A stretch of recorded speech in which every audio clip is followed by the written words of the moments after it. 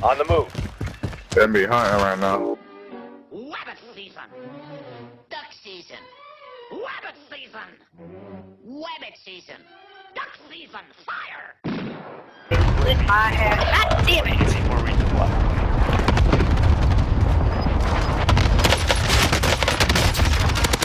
Oh, you gotta say something. That guy has a laser beam. Still top right. Closing in. Oh, whoa, whoa, whoa, whoa, whoa, whoa, whoa, whoa, whoa, whoa.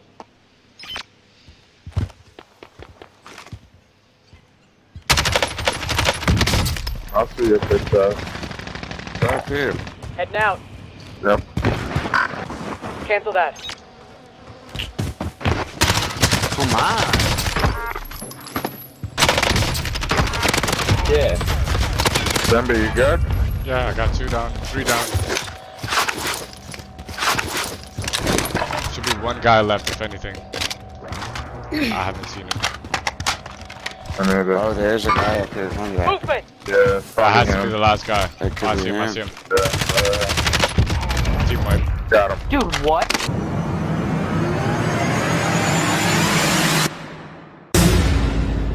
How's everybody doing today? My name is Maskeraide, and I am here to bring you guys all things Call of Duty.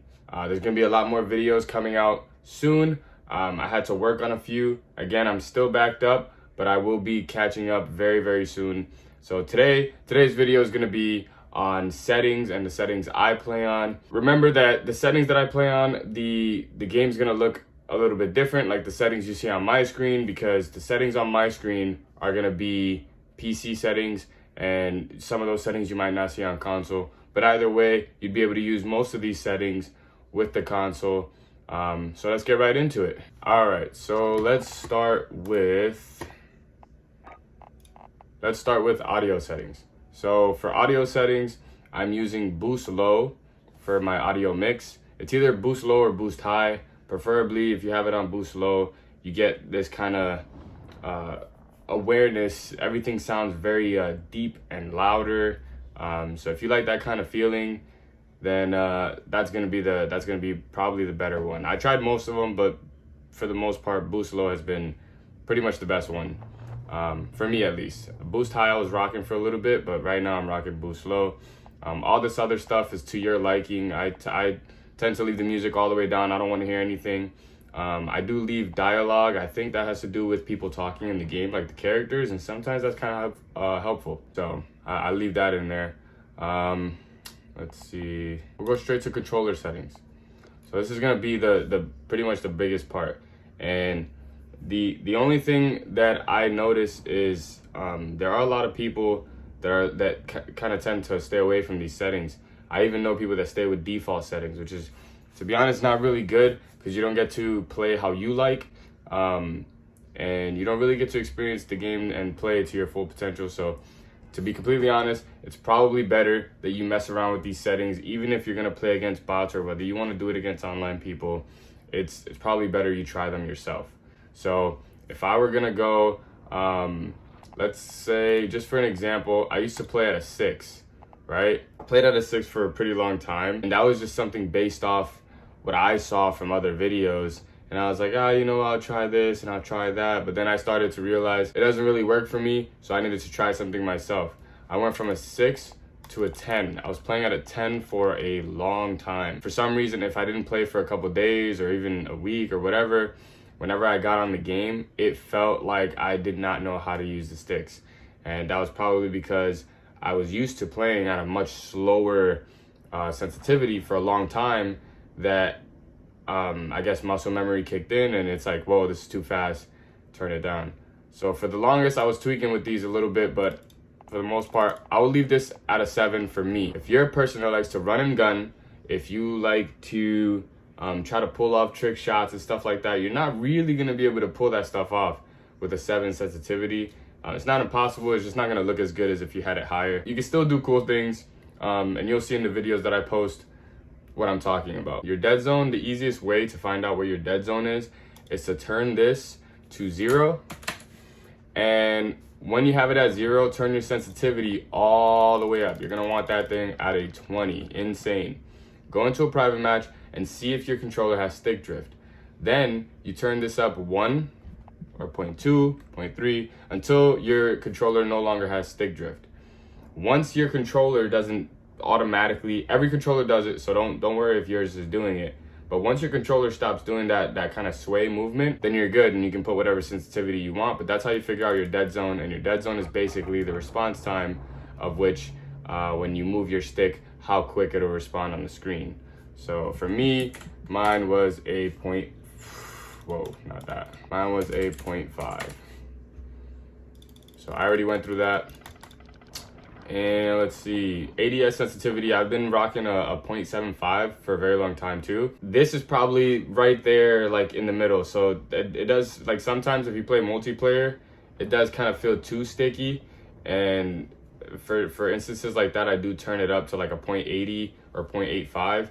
But for the most part, this is something that I've been staying with for a minute now.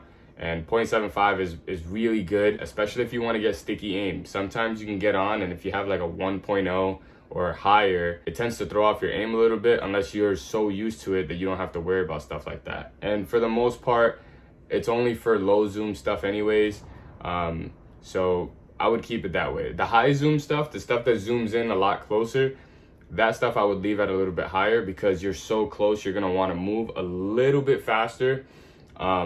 To try to trace people or keep up with them, basically tracking the enemy. So that's why I left my ADS multiplier for the high zoom at a 1.0. I don't mess with that.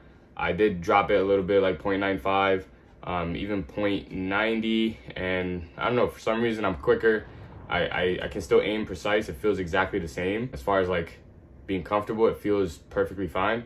So I would leave that alone. Turn it down maybe a little bit or even turn it up a little bit, but I would not mess with this too much. Aim response curve. This one I had a hard time with. Because I was messing with it on a consistent basis, and every time I played a game, it felt different. One felt better than the other. Sometimes it felt like there was no difference.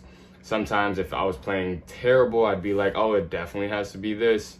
But all of these are perfectly fine. I'll break it down to you very simple. If you want something that's gonna feel like all past Call of Duties as far as how you're responding to when you're aiming at someone and then turning and flicking to somebody else, you're gonna stick with standard. Linear is gonna be exactly how you move your stick is how fast you're gonna move in the game. If you move it all the way 100%, your character is gonna move 100%. There's not gonna be some sort of slowdown or any processing thing that's gonna happen that is gonna mess with the algorithm on the stick itself. This is just going to be straight up how you move is how the response is going to happen in the game. And dynamic. Dynamic seems to be like the middle child kind of thing. So for me, dynamic has been great. I've been using it. I have not been able to switch from it. It feels snappy. It feels a little bit less locked on when you're aiming to your first enemy. But once you kill the first enemy and you go to the next one, this thing feels absolutely insane. So if it were me, I'd leave it at dynamic or standard. I wouldn't mess with linear too much or linear. I wouldn't mess with that one too much. I would keep it at standard or I would put dynamic. Controller vibration needs to be off. So I'm not even gonna go to that. If you have controller vibration on, it's not your aiming is not gonna be consistent. And a lot of people think like this is crap, but just try turning it off. It makes a world of difference. Bumper jumper tactical flipped is my button layout. So whenever I'm playing with a controller, even though I am playing on PC, I jump with this button right here. So it's gonna look a little weird, but let's say you jump with X, which is the normal default. Let's say you jump with X, then when you wanna go turn to aim at somebody, it's physically not possible for you to do that. Because once you're jumping, you gotta take your finger off and then go like this to look around. So that time that it takes for you to do this, I can be doing both at the same time. I can jump and look around. Also, you could put this to jump too. So I would honestly just say anything that you can remove the jumping part being on X, I would put it on R3, L2, or whatever button else, like other button that you feel comfortable with. I would do that. Avoid pressing any of these buttons to jump or even slide, which is why I have tactical. I didn't use tactical for a long time. My brother-in-law is the one that actually put me onto it. everyone, like, there was not everyone, but a few people were telling me, like, try tactical, and I was like, no.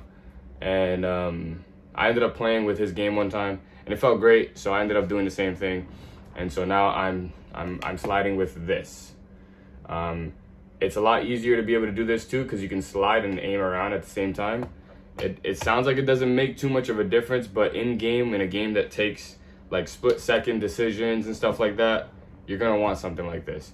So I'm not saying try this exactly, but give it a shot, and if you don't like it, at least you tried it. But anything that you can do to improve your gameplay, I would try to do that. And getting rid of the jumping being on X is a huge difference, and the sliding. Flipped, you don't really have to do that. The flipped, the only difference is the buttons. So this has a quicker response to when you're shooting than the triggers do. So if I show you the trigger and you push this all the way down, it's about right here where it starts for the gun to fire in game. It's not like you can just kind of tap it and you'll start shooting. So for the most part, I use L1 and R1 to aim.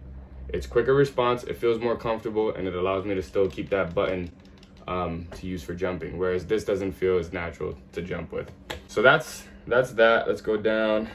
Aim assist.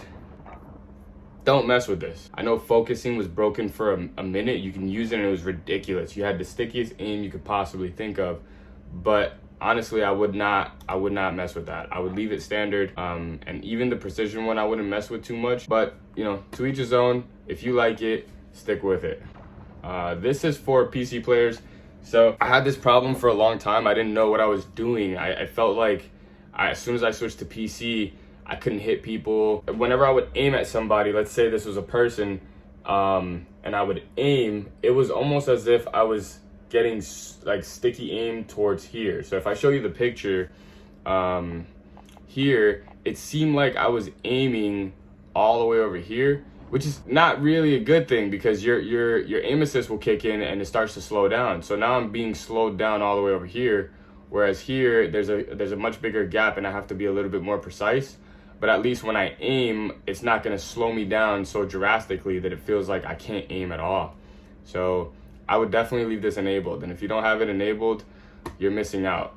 It's gonna feel so different, especially if your field of view is zoomed out. So if your field of view is zoomed out, you need this. If not, you should be fine. So consoles, you don't really have to worry about something like this. But yeah, weapon mount, I don't really mess with that too much. Aim down sight is hold, equipment, hold. Contextual tap, this is something that's been in videos for the longest, so definitely leave it on contextual tap. Tap to reload and tap to use. It's just not ideal. Contextual tap is definitely the way to go, especially if you're playing Warzone. Deplete ammo switch, I have it on enabled. You can disable this. This is nothing that's gonna be game breaking, so that's up to you. Armor plate behavior, this is something that came out about 2 months ago, 3 months ago, I want to say, maybe even longer. But basically, you can hold the button that allows you to equip the armor, and it'll equip it automatically and keep going, so that you don't have to worry about holding it and then letting it go, holding it, or even holding it and you're trying to hide. Because for the most part, I still use the shield with this. And what I used to do was hold this button and then I'd look around, see what's going on, stuff like that. So I would have to play claw. And it's not a comfortable feeling to play claw. I do still do it to pick up stuff. This right here, hold that thing, and then when you want to cancel it out, you can tap it, or you can just kind of move around and it cancels out itself. But yeah, that definitely makes it a lot easier.